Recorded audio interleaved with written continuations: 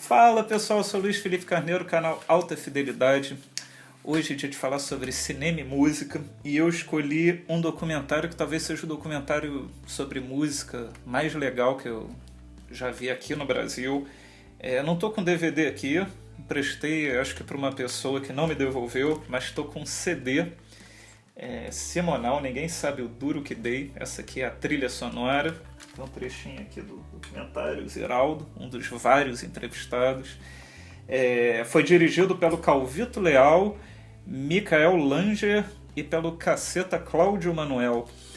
E o documentário começa com uma frase do semanal que eu gosto muito. Ele fala: ou você vai ser alguém na vida ou vai morrer crioulo mesmo.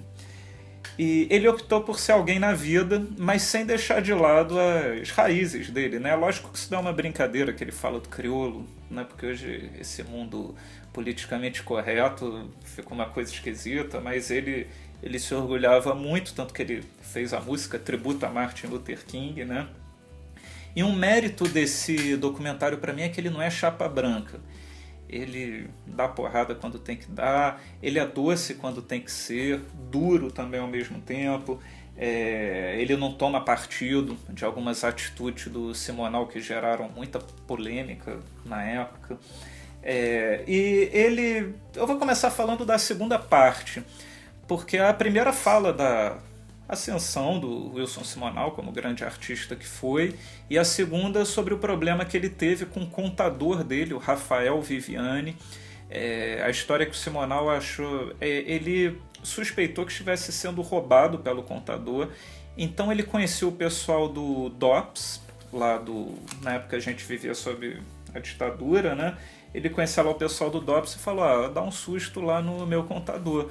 Acontece que o susto do DOPS foi pegar o cara, torturar, o Rafael quase morreu, e ele estava sumido.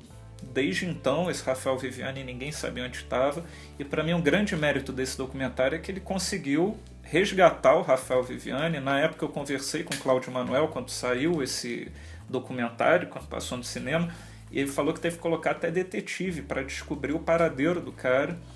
E ele falou, né, deu depoimentos muito emocionados sobre o ocorrido, né? Ele realmente foi sequestrado e torturado. E depois disso, ele foi obrigado a assinar uma confissão de culpa, porque senão ia ser mais torturado, né? E o Simonal, depois, ele foi condenado como mandante desse sequestro, por alta periculosidade. Isso não dá direito a sursis. Sursis é uma espécie de liberdade provisória. Ele ficou 9 dias preso. Ficou 9 dias preso. E pior do que ter ficado esses 9 dias na cadeia foi a prisão moral perpétua que ele pegou depois, porque ele ficou sendo visto pelos colegas como um pária, né? Uma coisa assim, tipo, cara, ainda mais naquela época que estava todo mundo, o pessoal lá da Tropicália berrando contra a ditadura, e o Simonal envolvido com o DOPS, com uma história mal contada, né? Que até hoje o pessoal ainda não sabe direito o que aconteceu. Então ele ficou de lado, foi boicotado pela rádios, televisão, pelos próprios colegas, gravadora. Ele realmente ficou muito mal. O Nelson Motta, no documentário, ele definiu bem: a partir do ocorrido ele virou um leproso, um pária, né? Foi boicotado, como eu falei, por casas de show, tudo, e isso até o final da carreira. Mais sei lá, nos anos 80, às vezes ele aparecia em programas de TV de gosto duvidoso, dava uns shows nos lugares assim, feios, que não tinham nada a ver com o que ele foi, né, na carreira dele. Ele não ia nem aos shows dos filhos. Os filhos que seguiram carreira artística, ele não ia porque ele tinha medo da presença dele comprometer a carreira dos filhos. A história, de novo, via à tona, né? E como eu falei, essa é a segunda parte do filme, a parte triste, mas o filme começa com ele mais ascensão e queda de um mito em 90 minutos. Ele cantando no Maracanãzinho lotado, comandando a plateia toda.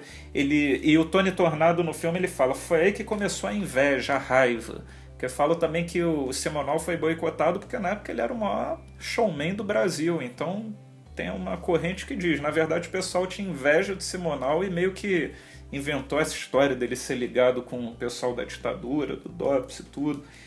E o Ricardo Cravalbin, o pesquisador, ele diz que o Simonal é um músico-cantor.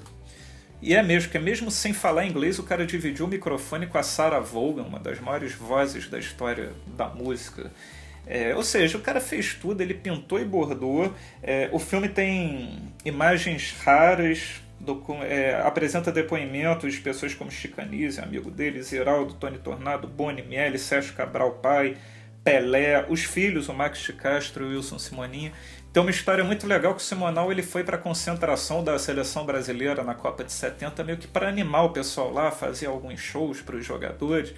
E o Pelé meio que pregou uma peça nele, falou, olha, você vai jogar a partir da manhã, a gente inscreveu você para jogar uma partida da Copa. E o Simonal ficou todo nervoso, começou a treinar, acabou passando mal por causa da altitude. Uma das partes mais divertidas do documentário. Ele estava achando que ia ser o ponta-direita da seleção. E é isso, era isso que eu tinha para falar sobre Simonal, Ninguém Sabe o Duro Que Dei. Grande documentário.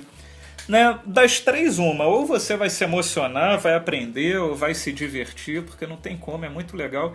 E se você conseguir se emocionar, aprender e se divertir, você vai entrar no meu time de que realmente acho esse um dos melhores documentários já produzidos no Brasil, não só de música. Acho que serve como exemplo para quem quiser fazer um documentário. Eu queria que você deixasse aqui no comentário o que você acha do Simonal. Acho que eu nunca falei sobre o Simonal aqui no canal, já falei sobre o Tony Tornado, que é mais ou menos da mesma época, mesmo estilo de música. Quero saber o que você acha, se você gosta, qual a música dele que você gosta. E amanhã a gente está de volta com mais um vídeo aqui no canal Alta Fidelidade. Tchau!